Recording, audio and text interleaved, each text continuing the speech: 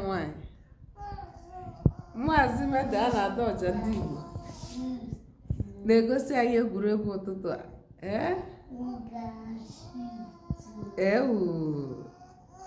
Nke a bụkwa egwuregwu ụtụtụ nke si n'aka Maazị Meda na-ada ọja ndị Igbo.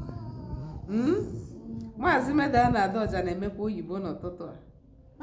Adaja Adaja Maazị Meda, gị na ada gị nwaanyị na-emela anyị oyibo n'ụtụtụ a.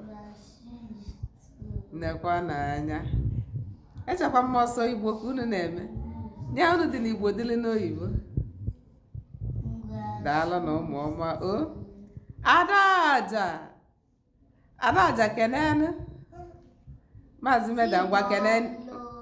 Maazị Meda ngwa kene mba ụwa, kene mba ụwa.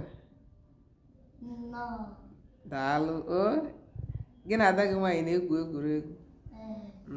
Ndị bọọlụ egwu egwuregwu. Adaja ngwa kene anyị.